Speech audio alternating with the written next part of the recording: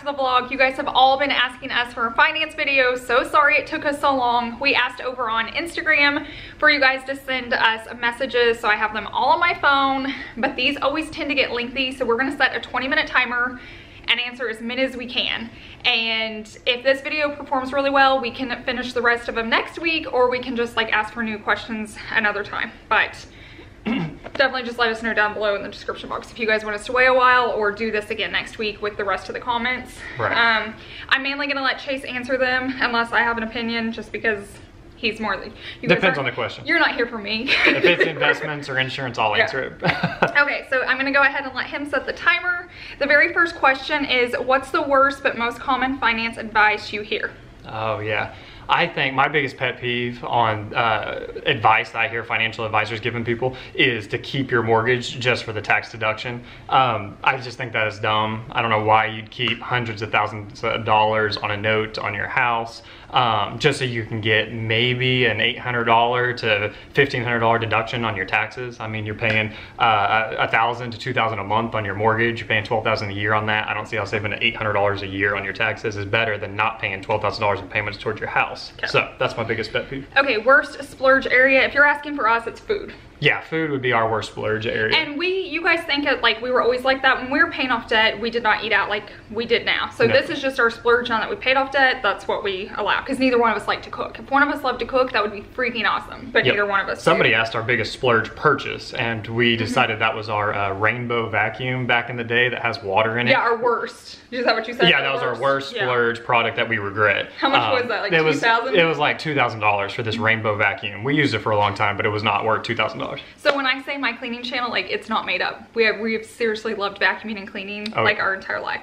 Okay, how do you prepare for insurance cost when leaving your corporate job? So basically, I'll touch on this and let him go, but Chase had meetings with tons and tons and tons of people. Like, he was taking off work to go sit down and have meetings just to see what was available. What helped us is we were super healthy. There's only 3 of us, and I don't want to have more kids. So it really it didn't impact us like it would some of you if you had like pre-existing conditions, right? Right, yeah, a lot of the plans, you can't have pre-existing conditions out there for private insurance. Now there's other private insurance where you can have pre-existing conditions, you're just paying a lot more.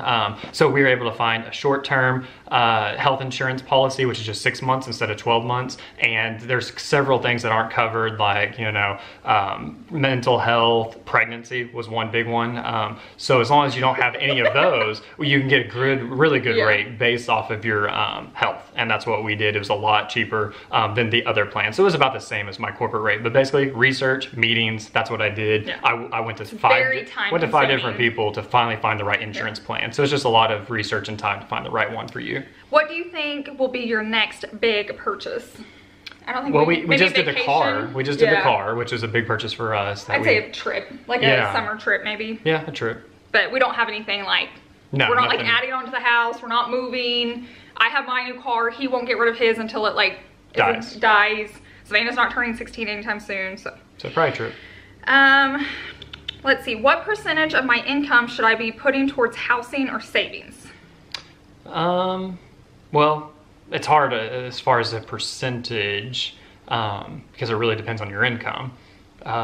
So, I mean, you want a 10% down payment on your house. That's what they asked for, right? As far as how much towards their house and savings. What percent of my income should I be putting towards housing? As much as you can, basically. You've got to figure out, if you paid off debt, if you haven't paid off debt, you shouldn't even be talking about housing or savings. You should be paying off debt. Now, if your debt's paid off, then you can start working on your down payment, which will be 10%. So it depends on how much house you're getting. I was gonna say. Finance questions are really hard because they're all relative based off your income. Right. That type of stuff. So we're just trying to... 10% is the rule of thumb that you want to get saved up for a house. So some people might be able to do that in 5 months if they really book it. Others may take 2 years. But 10% towards a down payment on a house is the best thing to do. Savings, that's kind of up to you. Let's see, how do you pay off debt when you're living paycheck to paycheck and still borrowing to pay on bills? Stop borrowing to pay on bills. You have got to cut every bill. If you have cable, cut it. If you have magazines, cut it. If you have... If it's not a necessity, that's where you... Yeah, if it's not a necessity, that's just where you cut it. You need electric, you need water. Yep. and you need to feed yourself, and you need to pay like wherever apartment or something you're in. Everything else is extra. You start cutting that, and then you have to start finding ways to make more money. That's the other thing I was gonna say is cut expenses as much as you can without kicking out your kids, you know, to the curb, and then finding ways to create extra income. So sell all that extra stuff that's sitting in your house. If you don't need it, if it doesn't feed your kids, start selling it. Start getting rid of it, make the money. You can buy it back one day, but you've got to do everything. Do not borrow any more money to pay any more bills. You start cutting out everything. And you have to start generating more money. Over Until Vacuum Do Us Part, there are ways back, but if you look, we have a whole video on ways to create money, and they're not just things we've made up, they are things we have done, and they are crazy. Insane. They are crazy things that we've done to make extra money, but it worked. And it's temporary. It only lasts for a short time until you get your goal of where you want to be. I think there's so many excuses with people always have an excuse of why they can't pay off debt. There's not one person that's paid off debt that hasn't had an excuse. We all have excuses. We're all busy. We all want those new things. You have to pull up your big girl panties or big boy panties and suck it up, work hard for a year or two, and then live your life after that, but no excuses. I like get so sick of reading excuses on here. Like, it's time to man up. Well, yeah. Grow up, let's pay our bills so we can enjoy a life that's only few do, because not everybody will pay off their bills. Yeah, the biggest excuse is it's too hard, but this is going to be hard, but you get yourself in a hole and it's your job to get out of it, and it is going to be hard. You got yourself there, like, so you got to dig yourself out. Where's a great place to start if you want Instagram or YouTube to be a side hustle? You just got to start. Research for sure. Other YouTube videos on how to start a channel. That's what I've been telling everybody in the comment section is research. That's all we did. We didn't reach out to one YouTuber for help in the beginning. We literally just watched YouTube channels and we researched on our own. Let me say this not to be mean or not to be hurtful, but just to be real and honest. I started YouTube with only the knowledge on YouTube. We didn't spend any money, we didn't buy any equipment, we didn't take any classes. We just researched the heck out of YouTube and then we started. So I don't want you to feel like, I've been getting a ton of questions on stuff like that.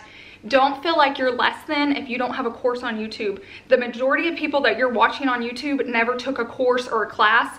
They dug deep in YouTube and worked hard. So I just wanted to put that out there. Not that it's not a great option if you have the money, but if you don't think that's the only way, because that's not how we made it. Right.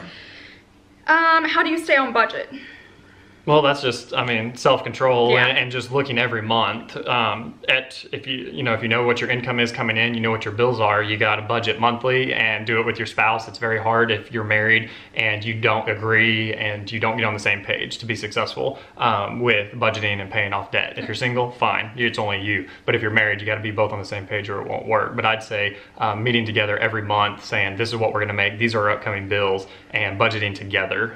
That's the best way to make a budget work, honestly. Well, to touch on that, it says now that Chase is home. If you guys didn't watch our last video, Chase is home now. So it says, now that Chase is home, will your budgeting change since it's no set income? No, because we still sit down and we still know what's coming in for that next month. So yeah, it's a different number than it used to be, but we still have always sat down and said, this is how much is coming in. Here's our set bills. What else is going, what else is it going to go to? So it's not, it hasn't changed. It hasn't changed. I mean, the dollar amounts fluctuate where they used to be set, but we can tell what the next 30 days looks like, so we can always budget for that. And then we know to cut back too. Like, okay, it's going to be a smaller month. Okay, we're not going to eat out as much. So that's how you know to prepare for that. If you're not watching your budget and you spend the same amount every month, you're gonna get hurt, where it's like, okay, we've got some flexibility this month, or like, okay, we need to be careful. I had a ton of grocery questions. I'm not gonna answer those because I'm not certified or any way good at doing groceries, so I'm not gonna act like I am and answer them because we suck at food and groceries. That's our splurge, so I'm not gonna try to help you there. Go ask somebody that's good at it, but we are not it at all. How do you guys stick to your monthly budget? Once again, that's just, you're an adult. You just got to do it. Is it possible to make money off Instagram, and how? It is, but for us, it's a lot harder than YouTube. Now, if you started with YouTube or with Instagram, you have to have a really big following because you have to have sponsorships to make money. Where over on YouTube, you get paid per video once you qualify for AdSense, and it's a lot easier to do that there than it is over on Instagram to grow. So it is very possible. Just pick a niche, pick a filter, if you ask me, and just make your page look pretty and just do your thing, but I feel like it's a lot harder. It is harder, so. But you can make money through affiliate links on Instagram, and like she said, sponsorships are the 2 best ways, I'd say. Yeah, we have a neighbor who's doing that. You can check her out on here, our YouTube. It's called You Healthy Mamas, and we'll link her down below in the description box. But she's just linking stuff off Amazon. She's finding great deals. I don't know how she's finding them because I can't find them. She's got great pictures too and everything. She's really fun to follow. So you guys can check her out. But she's just using the Amazon linking and showing her people good deals, and if they buy it, she makes money. Now, it's not going to change your life if you're a small channel, but you can still make money. Yeah, good way to generate extra income for sure. Thoughts on allowances for kids? This is very personal to your kids, I think, like what works for them. We tried this for a little while, and I felt like Savannah got very money hungry and only wanted to do things for money, so we nipped it. It's more like, no, you know, you're human, living in our house. If that's your dirty dish, no, I'm not paying you to put your dish away. Right. So, and I'm not paying you to make your bed. But allowances are good. It's just you gotta figure out what works. Yeah. Now, if it's above and beyond, like, hey, if you go rake the leaves, I might offer money if she's trying to save up for something. But you've got to figure out your kids and what works best for them. Yeah. How to figure out how much house you can afford. Don't ask the bank. Yeah, don't ask the bank because they will lend you way more. They don't care about your bills, gas, utilities, car insurance. They don't look at that. They just want to see how much you make, how much of the loan you want, and that's all they care about. So my advice on that to know how much you can afford is you know all of your expenses. You know how much car payments are if you have debt, you know how much student loan payments are if you have that, and then you know, you can guesstimate what your utilities will be on a house, your insurance on a house, you know what your car insurance is, your cell phone. So add all of that up, and then you can guesstimate how much your food is every month or what you want it to be for groceries, eating out, and just add up all your expenses, add up your income, see how much difference there is, and that will help you know how much home you can afford. And so your monthly, you know what your monthly payment could be. Exactly. And don't be house poor. Don't max it out where you're like, oh, I have to stay on this or everything falls apart. Nobody wants to be house poor. And I think Dave Ramsey says you don't want, and don't quote me on this, but I think it's you don't want your mortgage to be more than 25% of your gross income, I believe is what that is. So that's a good rule of thumb, is to make sure that your mortgage is not more than 25% of your gross income. It says, I just saw it. I want to budget, but where do I start? Basically, that's what you were just touching on. Write it all Start down. laying all the bills out that you have to, like your mortgage, your water, your phone, all those things that you have to pay. Get those down. Figure out the extra bills if you're going to keep them, and then figure out how much you're bringing in a month and see what you can realistically afford, because the bank is going to give you way more than you can afford, and that's why there's all these foreclosures. We would be eating beans and rice if we did what our bank was going to allow us. So it's up to you to be the adult, and they will push you. They won't want your down payment, but you are an advocate for yourself and for your family, and so you go in and you get to say, no, it's my money, and this is what I want done. Because we had to tell our bank, no, we can't afford what you're telling us we can only afford this because we've written it down, here's our expenses, and we can't afford what you're saying you would lend us. We can only afford this amount, so we want a loan for that amount. So that's how we handled that. Somebody asked if our budget was on paper. We do it. I'll let you explain that real fast. Yeah, our budget's on Excel. It's up to you. You can do printable PDFs if you want and write it down. We do it on Excel. I just list everything in a column, and it's all up with formulas and stuff, but it's simple. That's how I do it. Do you think an envelope cash system works? It does, yeah. Envelope cash system works. We don't use it as much as we used to now. Whenever we were just one income and it was just mine, we made a lot less.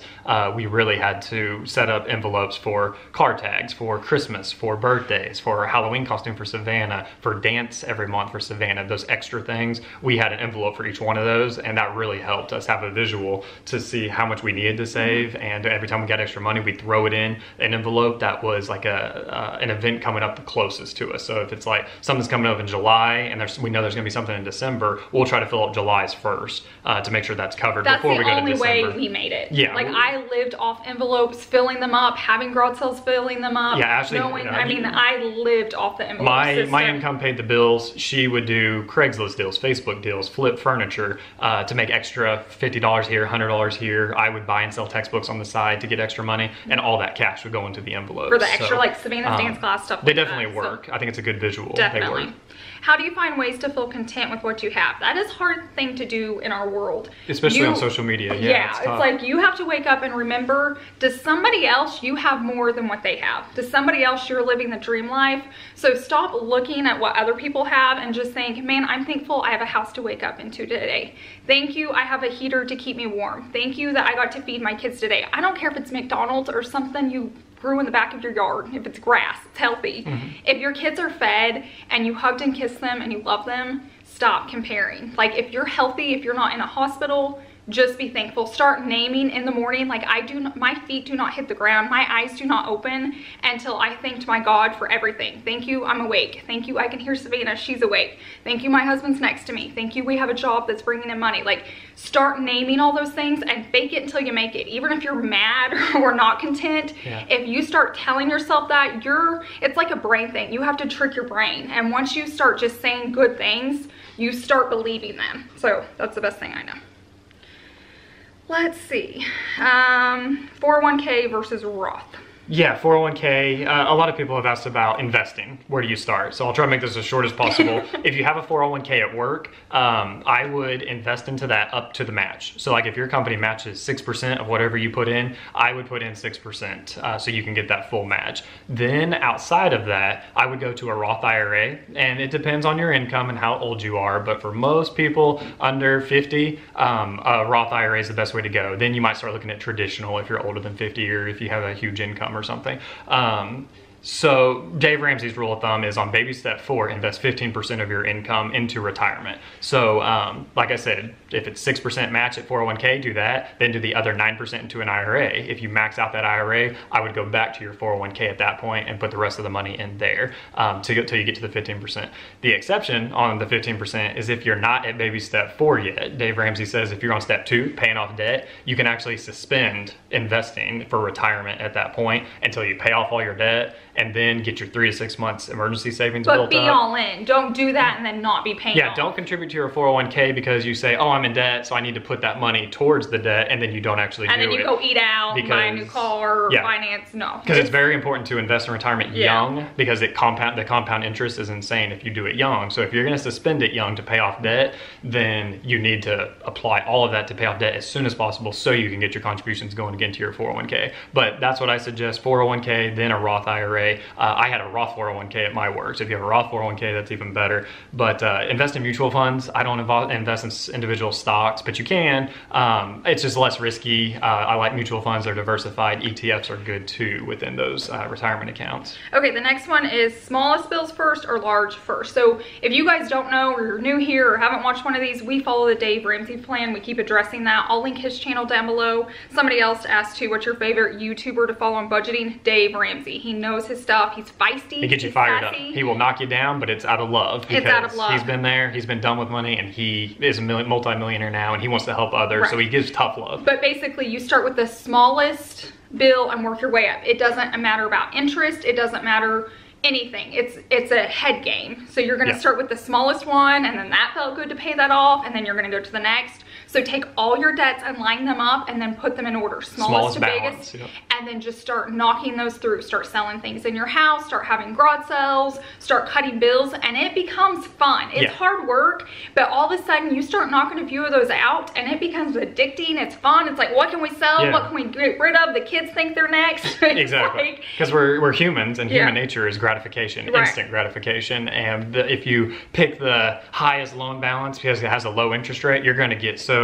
bogged down. You're going to be disappointed that you're not paying that loan off fast, and all the others are still there building up. So that's why Dave Ramsey says pay off that smallest debt first. So the next one's like vacation budget suggestions. That's hard. That's pretty much basically pick where you want to go, figure out where you're going to stay, how many nights, what's food's going to be, what activities, if you have to board your dog, and then look at that price, and you may not want to go there anymore, or you may have to go a short amount of time, or you may have to find a way to make it work. And pay cash. That's the biggest advice we have. Don't put a trip on debt, on credit. That's ridiculous. Don't get a loan. Don't get a credit card. Do you know how relaxing it is laying on a beach and when the trip's paid for, and it's not like, oh, when we get home we're gonna have to pay for this, or like you can't enjoy a vacation whenever you have it on a credit card. That's just no fun. Here's a little reminder: Christmas comes in December every year. If you have not started your Christmas budget right now, start. Somebody else asked about a car. How do you start saving for a car? Every day. If you right now, I just got a new car. When I say new, it's used, but a new car. Okay, we'll finish this up a little bit. But we're already saving for the next one. Yeah, you should always be saving for the next one. And then we can't buy the new one until it's saved for. So if I know I want one in 3 years, figure what out, you know, how much that is a month. If it's like, no, we can only afford $50 a month, then I'm gonna drive my car until we hit that new total. So it's up to you and how flexible your budget is, but you know stuff is coming. You know Christmas is coming, you know birthdays are coming. Don't let these holidays hit you and be like, I didn't have the money, I didn't know. It's coming. Yeah. Save for it. You're gonna need a new car. Something's gonna happen to your house. You've got to start saving for it. Yeah, use the cash envelope system for Christmas. That's what we used to do for all birthdays and Christmas. We had a cash envelope for those, and we'd start throwing money into it starting January.